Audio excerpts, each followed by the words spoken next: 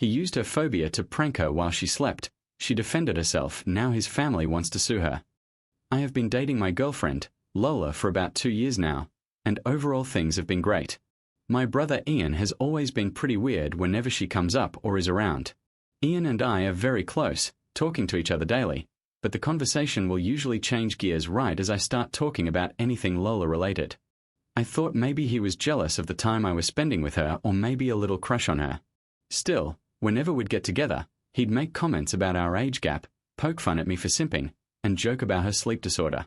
Ian's always enjoyed a good prank, either pranking or being pranked. He loves to laugh, and I genuinely believe that when he goes to prank people, he means it in a way to share the laughter.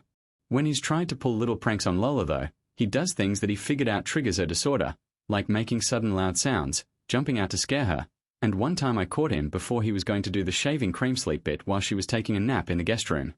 I warned him in more detail than that he shouldn't mess with her while she's sleeping, as interrupting her regulated cycles isn't good for her, and the absolute best, she's the worst kind of cranky when she's woken up.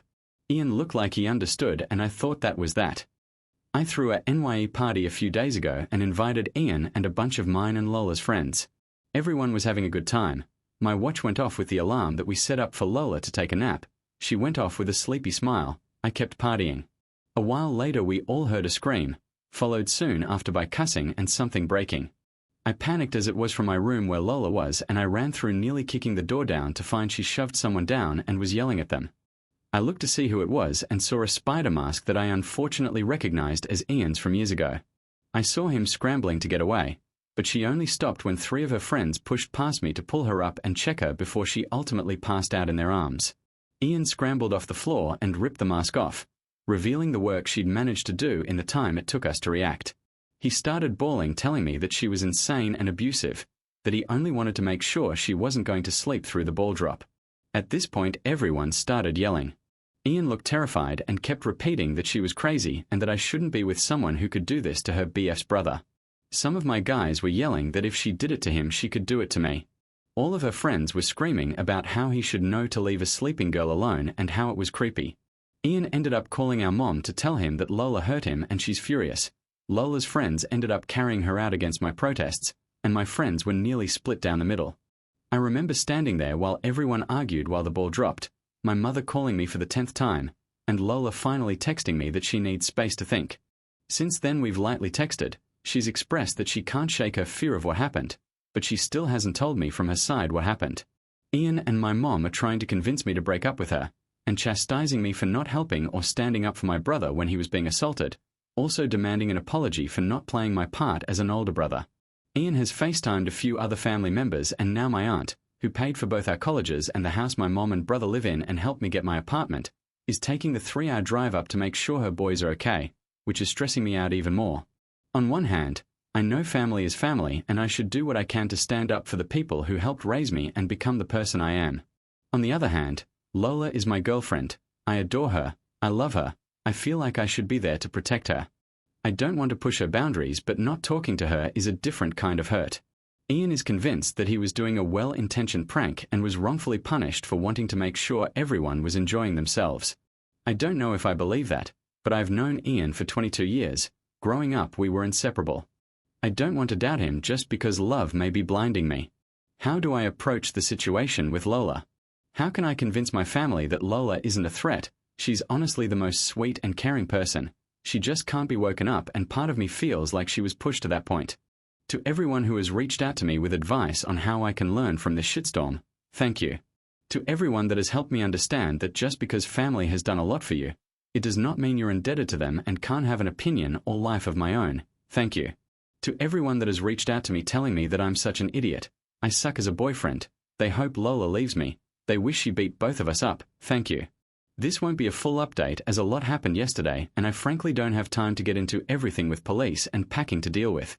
In short, while a lot of you advised I wait for Lola to tell me her side before I confront my family, they all came over to my apartment yesterday morning while I was writing out a list of questions for them. I was supposed to go over the night before, but I texted them saying I needed time and if we could meet later today, but they obviously didn't like that and showed up unannounced.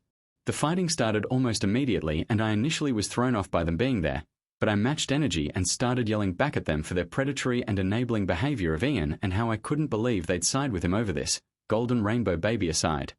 My aunt got in my face about disrespect, while my mom cried and brother cussed me out, but I pointed at my computer and yelled back at them that if they genuinely believed Lola was the problem, then they were victim-blaming idiots that I wanted nothing more to do with. My mom kept crying, but I got my aunt's attention with the computer and she got close to look at the screen. I was going through comments to write up all the questions, and after a minute she turned back to us, really my brother, and said, "What is this?" I explained Reddit and that I'd posted for help. Ian then stopped comforting Mom and pushed past me to get to the computer, asking what right I had sharing family business on the internet. My aunt stopped him and asked, "Why didn't you tell us you were alone with her? You never told me she was sleeping." To say all hell broke loose would be an understatement. Like a switch, my mom almost immediately stopped loudly crying and looked over at my aunt confused.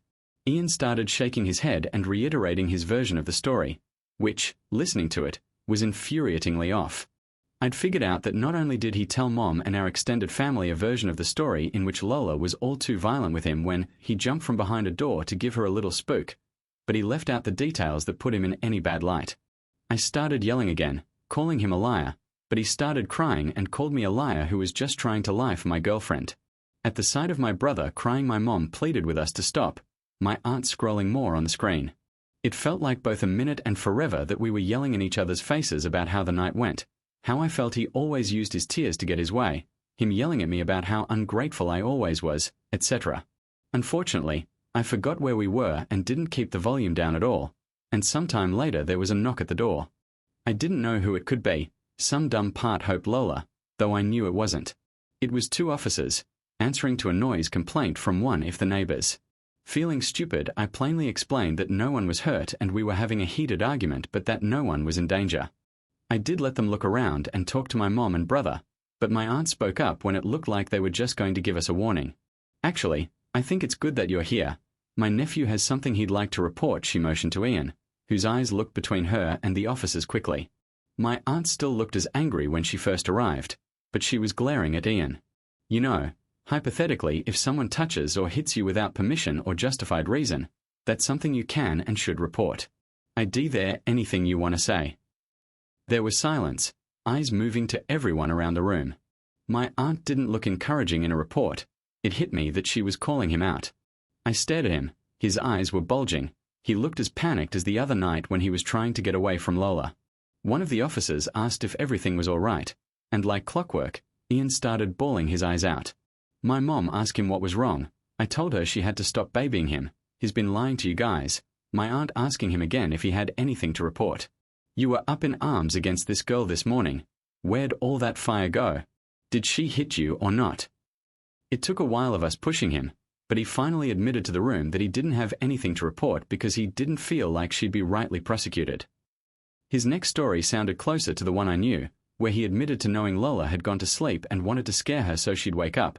I still don't believe his reason why he wanted her up, that he put on a mask. I asked if he knew she had a phobia. He said he knew she found them creepy, and that there was no one else in the room with them. He couldn't get any of our friends to agree to the prank, so he did it himself.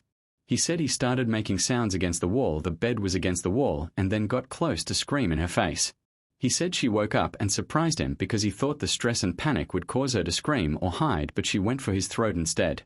He described his beating to everyone in the room, some of which I saw had the officers look at each other then back at him. Then that's when I pushed the door in. The door wasn't locked. I just panicked and didn't think to use the doorknob properly. I just threw my body at the door, and the rest of his story is what I was there for. I'm sure if the police weren't there, I would have hit him. I know I would have. My mom started crying even more when he said she was sleeping, a fact that changed his entire story, and my aunt chewed him out, everyone scolding him for his stupidity and asshole behavior, while the officers explained that it sounded like if what he said was true, Lola acted in self-defense, and that not only was what he did juvenile, but one of the officers asked my mom's permission to question him more as his behavior was concerning, and they wanted to make sure he wasn't a danger to himself or others. My aunt and I told the cops he was 22 at the same time, an adult, and they didn't need her permission. He looks a lot younger than he is.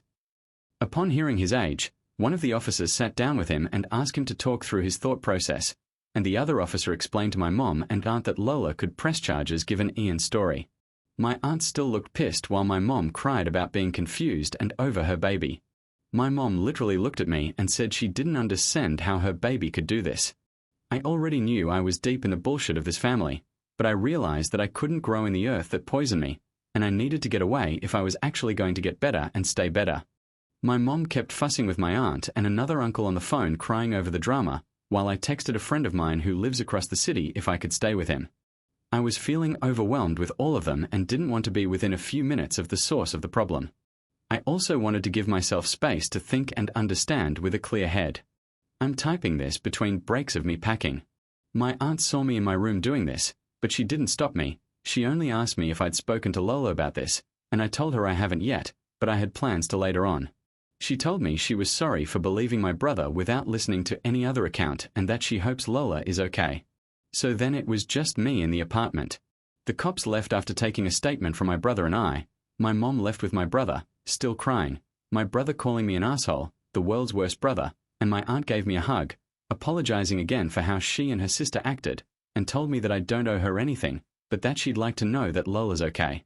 With everyone gone, I went to my friend's house and I'll be there until further notice. He couldn't make it to the party, but he heard about it from multiple people. As far as Lola, yes, I did meet with her yesterday. As excited as I was to see her, I know that most of you were telling me she was going to break up with me, so I'd been preparing for that. Whether I ended up single or not, I wanted to make sure she was okay above all. I know I don't deserve her as a girlfriend, and I'd much rather she not be with me if it meant she was safe. She brought a friend with her and we all sat and talked. I showed them both the Reddit post, and Lola has asked that I not share any more information about her until she feels ready herself. She's on Reddit for gaming and general scrolling fairly often and let me know that if she came across this story without me having told her, she would have been pissed. She did, however, read a lot of the commenters worried about her and wanted me to express to you all that, while upset, hurt, and with mixed up emotions, she is overall okay. She doesn't like that I posted about her without at least giving her a heads up, but after I offered to take the post down, she only asked that I give her time and to leave her personal life and opinions out of anything beyond what I've already said here until she says otherwise. In short, she did break up with me, and when I told her about the police telling us that she could press charges, her friend laughed and told me that they were more than aware. She thanks everyone for their concern and told me she really hopes we both learn from this. This section was approved by her. So yeah, unless I'm forgetting something, that's all I have I can give right now. My mom has been calling and texting me, telling me that this Ehu ordeal has made Ian and her a wreck and she can't believe I'd let a girl do this to us. I blocked my brother right after he left my apartment, and I just blocked her. My aunt has let me know she'll talk to her, but I don't know how that's going to go. I understand that it isn't what everyone wants, but none of this is anything I want either. To everyone who has nothing but bad things to say about me, I get it, I'm an asshole. I appreciate any and all advice I've been given. I'm going to be taking a break from not only the BS in my life but this Reddit stuff talk. I know I have a lot of growing to do, and I can't do that in this environment. Thank you again to everyone.